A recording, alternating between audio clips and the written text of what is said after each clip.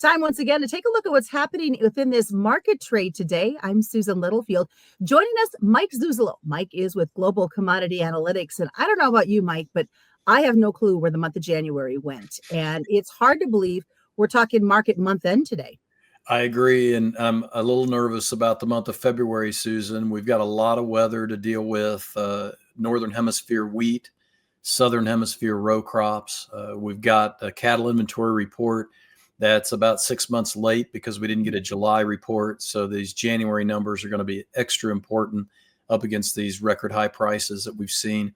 And probably the most uncertain piece of the puzzle is, like you say, a month end. We always wonder about the funds and whether they're going to shift positions.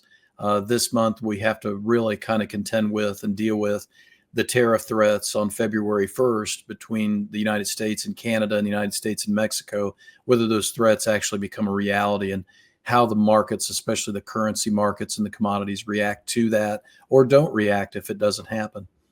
You know, and I know that there's been a lot of concerns when we look at potash, for example, and other fertilizer potentials that are coming out of Canada.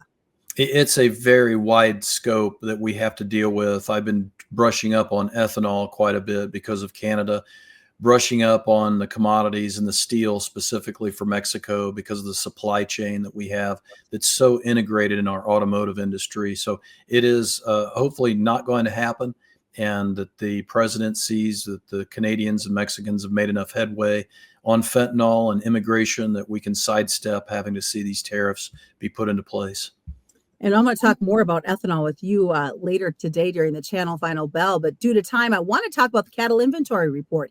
It's been a whole year since we've gotten any sort of numbers.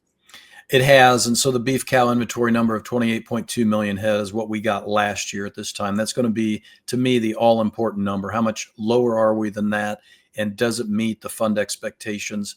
Along with the screwworm issue, that's something that's probably going to be in the month of February to deal with as well, opening up the border again from the Mexico to the United States. How do you handle this with record net long funds and feeder cattle?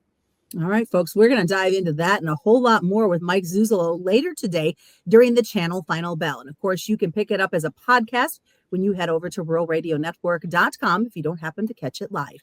I'm Susan Littlefield for the Rural Radio Network.